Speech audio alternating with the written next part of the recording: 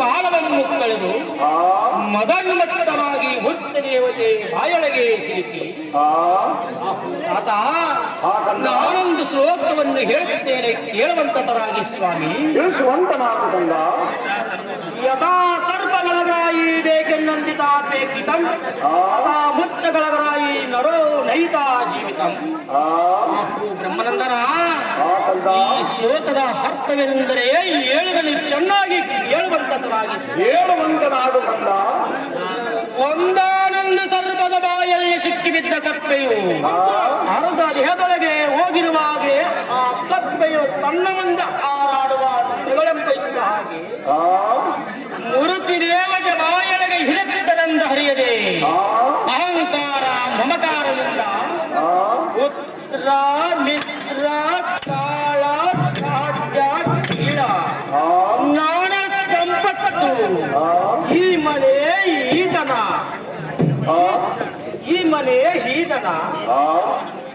ನನ್ನದ್ದು ನಾನೇ ಸ್ವರ್ಗಕ್ಕೆ ಕಾರಣನೆಂದು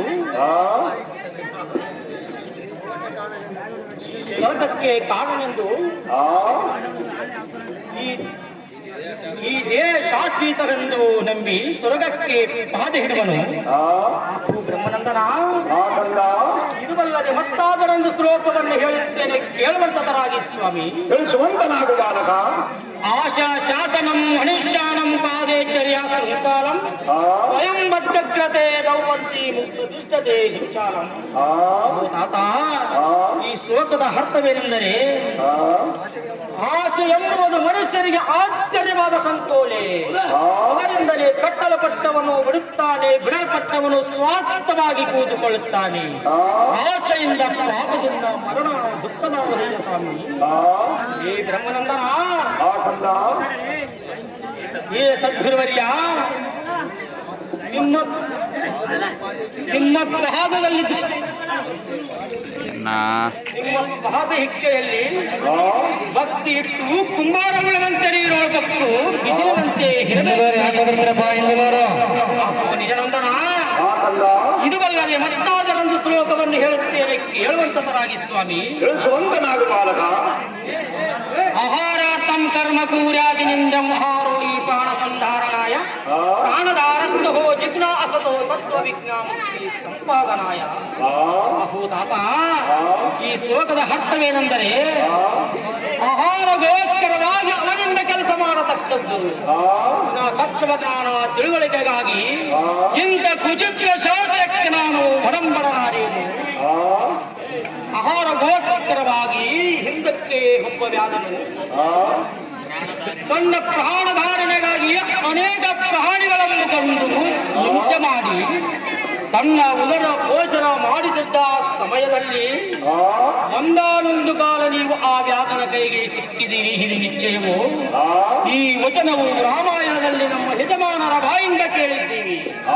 ಆ ವ್ಯಾಧನಿಗೆ ನೀವು ಹೇಳಿದ್ದೇನೆಂದರೆ, ನೀವು ಮಾಡಿದ ಪಾಪವನ್ನು ಅದರೊಳಗೆ ಅರ್ಧ ನಿನ್ನ ಹೆಂಡತಿಯಾದರೂ ಮಕ್ಕಳಾದರೂ ಬಾಗಿಗಳು ಆಗುತ್ತಾರೋ ಇಲ್ಲ ಎಂದು ಹೇಳುವ ಅಂತ ಹೇಳಿದ್ದೀರಿ. ಹೇಳಿದ್ದೀನಿ. ಅಪ್ಪೋ ತಾತ, ನಿಮ್ಮ ವಚನವನ್ನು ನಂಬದೆ ನಿಮ್ಮನ್ನು ಒಂದು ಮರದ ಮಸ್ತಿಯನ್ನು ಕಟ್ಟಿ ಹೋಗಿ ನನ್ನ ಹೆಂಡತಿ ಮಕ್ಕಳನ್ನು ಕೇಳಿದನು. ನಾವು ಅದಕ್ಕೆ ಬಾಗಿಗಳು ಅಲ್ಲ ಎಂದು ಹೇಳಿದ್ದರು. ಅದಕ್ಕೆ ನೀವು ಉಪದೇಶವನ್ನು ಕೊಟ್ಟಿದ್ದೀರಿ. ಅನೇಕ ಕಾಲ ಆಮರ ಈಮರ ಕಡೆಗೆ ರಾಮ ರಾಮ ಎಂದು ತಿಳಿಸುವ ಕಾಲದಲ್ಲಿ ತಿರುಗಪಟ್ಟ ರಾಮನಾಮ ಮಂತ್ರದಿಂದ ಹಸಿವು ತ್ರಿಜಗಳ ಹಡಗಿ ಆನಂದ ಬಂದಿ ಅದೇ ತನುಜರಿಸಿದ ಯಾವನು ಹುತ್ತ ಬೆಳೆದು ಹುತ್ತ ಬೆಳೆದು ಅನೇಕ ಕಾಲಕ್ಕೆ ನಿಮ್ಮ ಪಾವಂತರಣಕ್ಕೆ ಧನ್ಯನಾದನು ಗುರುವೆ. ಆ ಹುತ್ತಕ್ಕೆ ವಾಲ್ಮೀಕಿ ಹುತ್ತವೆಂದು ಹೆಸರಾಯಿತು. ಆ ಹುತ್ತದೊಳಗೆ ಉದ್ಭವಿಸಿ ಬಂದ ವಾಲ್ಮೀಕಿ ಋಷಿಯಂತೆ ಹೆಸರಾಯಿತು. ಅಂತ ವಾಲ್ಮೀಕಿ ನಿಮ್ಮ ಪಾದವನ್ನು ನಂಬಿ ಧನ್ಯನಾದನು ಗುರುವೆ. ಮುಂದೆ ಒದಗುವ ಸಂಸಾರ ಬಂಧನಕ್ಕೆ ನಾನು ತಾಳಲಾರೆ ಭವಾಂತರದಲ್ಲಿ ಹುಟ್ಟಿ ಸತ್ತು ಆಸ್ತಿಗಳು ಪರ್ವದಂತೆ ಆಗಿರಬಹುದು ಮತ್ತು ನಾಚಿಕೆ ಇಲ್ಲದೆ ಈ ಮೊಗಕ್ಕೆ ತಿರುಗುವುದು. ನಿಮ್ಮ ಪಾದ ಕಮಲಗಳು ದಯಮಾಡಿ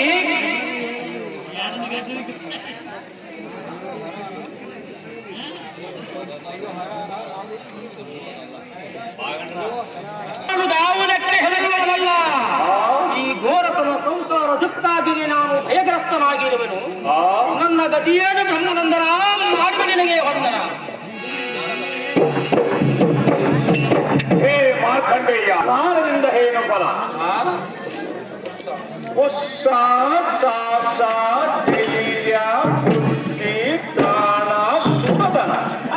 ಇವು 6 ಮನುಷ್ಯನ ಯತ್ನ, 7ನೇದು ದೈವ ಯತ್ನ.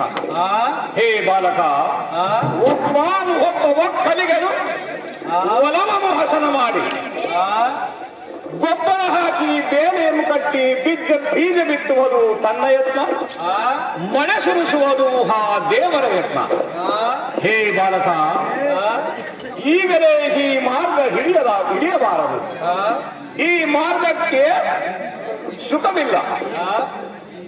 ಈ ಜ್ಞಾನವು ಹುಚ್ಚು ಹಿಡಿದು 6 ಬೆಳೆದರು, 6 ಹೊಡೆದರು, 6 ನಂದರು, ಸುಖದಿಂದ ನಗುತ್ತಾನೆ.